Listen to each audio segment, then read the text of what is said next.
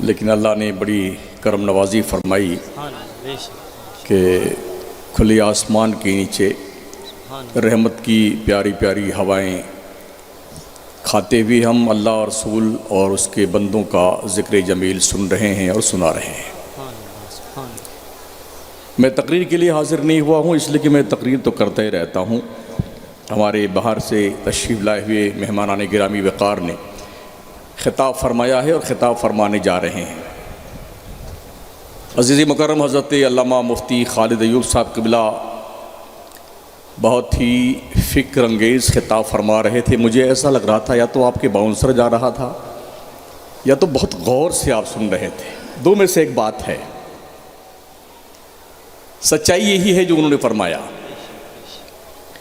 काश हमारे अंदर जागरूकता पैदा हो, बेदारी पैदा हो और हम सिर्फ नारा लगाने के सुन्नी नहीं बल्कि सही मानों में सुन्नी बन जाएं, जैसा कि सुन्नी कहलाने का हक़ है।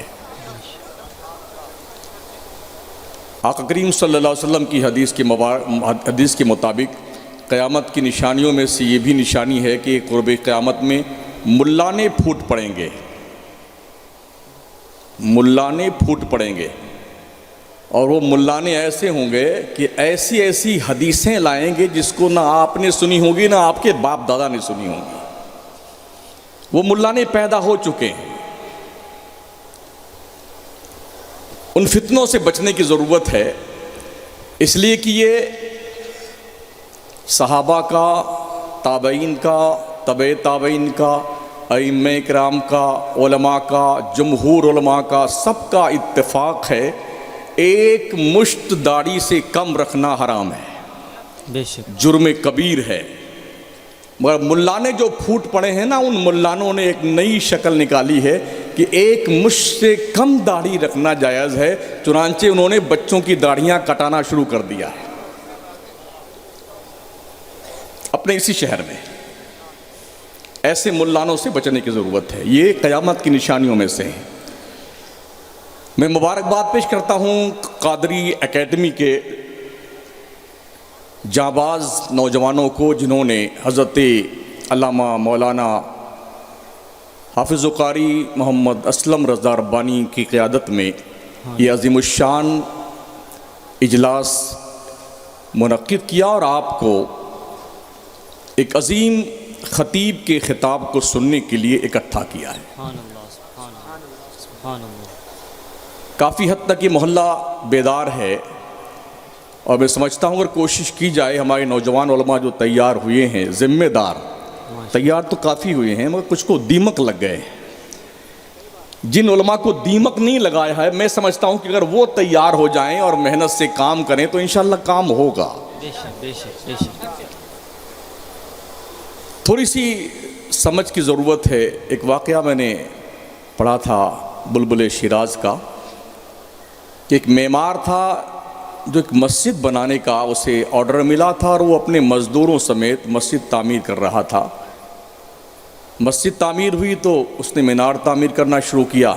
मीनार जब तामीर हो गया तो पूरा शहर जब उधर से गुज़रता, अरे माशाअल्लाह क्या बढ़िया मीनार, क्या अच्छा मीनार, क्या बढ़िया मस्जिद बनाई। एक डोकरी गुजरी उधर से, बुढ़िया, बहुत देर तक मीनार देखती रही वो। तो मेमार ने पूछा क्या देख रही हो बूढ़ी माँ? कहा थोड़ा सा मीनार टेढ़ा है आपका, मीनार आपका थोड़ा सा टेढ़ा दिख रहा है। तो मेमार ने ये नहीं कहा कि तेरे दिमाग की नसें ढीली पड़ गई। उन्होंने क्या किया, सारे मजदूरों को बुलाया, एक रस्सा मंगाया और मीनार के जड़ में उस रस्से को बांधा। कहा इसको खींच करके खूब आड़ा टेढ़ा यूं करो, खींचते रहो। 1-2 घंटा खींचा। फिर बुढ़िया से पूछा अम्मा आप ठीक हो गया? कहा नहीं अभी थोड़ा और बाकी है। कहा थोड़ा और खींचो इसको। फिर खींचते रहे। 2-3 बार ऐसा करने के बाद फिर पूछा मेमार ने कि बूढ़ी अम्मा क्या मीनार सीधा हो गया? हाँ अब ठीक हो गया, सीधा हो गया। बुढ़िया चली गई। तो मजदूरों ने पूछा हजरत क्या हिमाकत है, क्या बेवकूफ़ी है, इस रस्से से कोई मीनार आगे पीछे होता है? कहा जी मीनार तो आगे पीछे नहीं होता है, मगर इसका दिमाग जो आगे पीछे हो गया था ना, अगर ये बुढ़िया पूरे शहर में घूम के ये कहती कि मीनार टेढ़ा है तो लोग इस झूठी बात पर यकीन कर लेते। तो मैंने इस शुबहे को दूर करने के लिए 2-3 घंटा की वर्जिश तुम्हारी करवाई।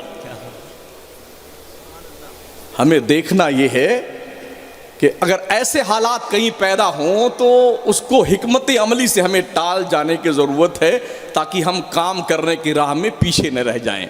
मैं उम्मीद करता हूँ कादरी एकेडमी की तरह दूसरे महलों में जो हमारी तंजीमें हैं अहले सुन्नत वल जमात की, वो भी ऐसे ही बेदार हों और काम करें। तो इंशाअल्लाह ताला जो आज के 20-23 साल पहले मैं आया था, जो इनकलाब उस वक्त पैदा हुआ था, अब फिर इनकलाब पैदा हो सकता है,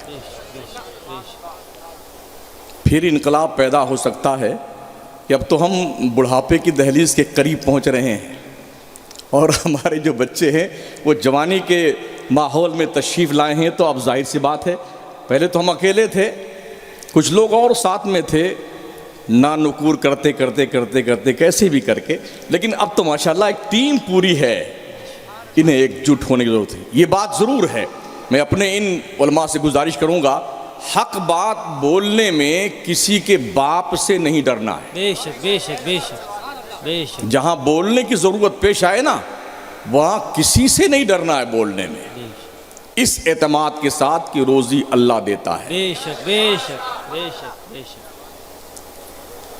अगर इतना ही हम ठान लेना कि हमें हक बात बोलनी है, और हम इसी बात का हलफ उठाते हैं जब हमें उलमा और मशाइख के हाथों से सनद दी जाती है, तो उसमें ये तहरीर भी होता है कि हमें हक़ की हिमायत करनी है, नुसरत करनी है, हक़ पे कायम रहना है, हक़ बोलना है, हक़ सुनना है, हक़ समझना है, ये सब उसमें लिखा होता है। लेकिन अगर हम पढ़ लिख करके भी गोशे आफियत में बैठ जाएं कि यार हम किसी को नाराज़ क्यों करें, तो फिर हमारे पढ़ने लिखने का कोई फ़ायदा नहीं हुआ। हाँ, ये बात ठीक हुई ना यार, इकट्ठा इतना मोटा आप लेके आ गए तो माशाअल्लाह, ये ठीक है, छोटा वाला बढ़िया है, अल्लाह ये उसमें 2 मौलाना एक साथ बैठेंगे। रात अपनी है, बात अपनी है, तो कुछ देर बैठिए, आप बैठे नहीं इंशाअल्लाह ताला। वैसे भी हमारे मकराने की एक रीत रही है कि जलसा सुनने के मामले में बहुत दूर दूर तक हम जाते हैं, यूँ कह सकते हैं आप, हम कश्मीर से कन्याकुमारी तक जा चुके हैं और जाते रहते हैं। लेकिन जितने ढीठ जलसा सुनने में हमारे मकराने के लोग हैं ना माशाअल्लाह, उतने कहीं नहीं देखे हमने। 12 बजे के बाद ऐसा लगता है बड़े बड़े जलसों में कि आधे से ज़्यादा सो गए। और एक वीडियो मेरे पास आई थी, उसमें अकेले मौलाना ही चिल्ला रहे थे, बच्चे सब सो रहे थे।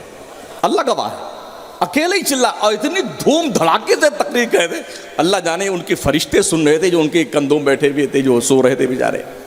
पूरा ऐसे एक दूर तक हमने देखा, जो उसका वीडियो ना, एक बंदा भी नहीं जाग रहा था, बस वो मौलाना जाग रहा था, वही चिल्ला रहा अकेले। लेकिन मकराना हमारा माशाल्लाह इस मामले में बहुत काफ़ी बेदार है, जागरूक है, और देर तक जलसा सुनने का भी आदी है। वैसे भी बहुत देर के बाद जलसे अब तो हो रहे हैं, पहले तो बहुत जलसे हो रहे, इतने हो रहे थे कि पूरा बाढ़ आया हुआ था मकराने में जलसों का। इतना बाढ़ आया था कि पूरा मकराना बह गया उस जलसे के बाढ़ में। अब बहुत कम हो गए हैं जलसे, तो बहुत दिनों के बाद, वैसे तारीख़ हज़रत की बहुत मुश्किल से मिल पाती है, करीब 1-1.5 महीने के से कतार में हम खड़े हुए थे, तो उसके बाद एक तारीख़ में, हालांकि ये तारीख़ हमने मुतालबा जो किया था वो यौम रज़ा के मौके के हवाले से 10 शव्वाल मुकर्रम के आसपास, मगर ये बारिश के मौसम में ही तारीख़ लिखी हुई थी कुदरत की तरफ से, तो ये तारीख़ मिली हमें, मैसर आई। तो मुबारकबाद पेश करते हुए अपनी गुफ्तगू में इख्तिताम तक पहुँचाऊँ कादरी एकेडमी के नौजवानों को, आप इनके साथ जुड़ें, इसलिए कि आपकी गली कुचों में बहुत सारे कीड़े मकोड़े पैदा हो चुके हैं सुन्नियत को चाटने के लिए। बहुत सारे पैसा दे दे करके एक मोमिन का ईमान, क्या उसकी इतनी ही कीमत है कि चंद सिक्कों के एवज़ बेच दिया जाए? सहरी इफ्तारी खिला करके, 5 वक्ता नमाज अपनी मस्जिद में पढ़वा करके, 100-100 रुपये 500 रुपये के दिहाड़ी दे करके ईमान लूट ले? क्या हमारे ईमान की यही कीमत है? बचाओ अपने ईमान को। बिलाल नहीं बिके थे उमैया के हाथ पर, बिक जाते ना तो आज़ादी मैसर आती। गुलामी मुस्तफ़ा की जंजीरें उन्होंने अपने हाथ में पहनी तो उनको ऐसी आज़ादी अल्लाह ने नसीब फरमाई कि काबा की छत पर जब अजान देने का नंबर आया तो अबू बकर सिद्दीक मक्का के नहीं खड़े हुए थे, हबशा का बिलाल खड़ा हुआ था काबा की छत पर। ईमान मत दो, सबसे कीमती सरमाया हमारे पास कोई है तो वो हमारा ईमान है। जान चली जाए कोई बात नहीं, मगर ईमान नहीं जाना चाहिए। इस पे कायम रहेंगे ना इंशाअल्लाह ताला। अरे फुसफुसी बात मेरे सामने मत करो, जो जोर से बोलो इंशाअल्लाह। जैसे मैं तेज बोलता हूं ना, 23 साल में मैंने तेज ही बोला है, और इसी बात से पूरा शहर डरता है कि जमशुद्दीन तेज क्यों बोलता है। तो जैसे मैं तेज बोलता हूं वैसे आप तेज बोलिए, इंशाअल्लाह ईमान बचाएंगे ना अपना आप इंशाअल्लाह। हाँ सॉरी, 1, 2, 3 नवंबर आने वाले नवंबर के महीने में जो सुन्नी दावत इस्लामी का आलमी इज्तिमा आज़ाद नवंबर, हाँ तारीख चेंज हो गई, 22, 23, 24 नवंबर को आज़ाद मैदान यानी कि वादी नूर मुंबई में वीटी स्टेशन के सामने जो इज्तिमा होता है, गालिबन ये 27वां इज्तिमा होगा जो वादी नूर में इनेकाद पज़ीर होगा। वहाँ के टिकट बनवाए जाने लगे हैं। मैं गुजारिश करूँगा कि आप ज़्यादा से ज़्यादा तादाद में वहाँ चलें और आप चल के देखें कि सुन्नियों की खिदमात क्या हैं दुनिया में। हाँ 13 अक्टूबर को अपने जयपुर शहर में भी सुन्नी दावत इस्लामी का रूह परवर इज्तिमा मुनक्किद होगा, इंशाअल्लाह वहाँ चला जाएगा, आपको इत्तला दी जाएगी।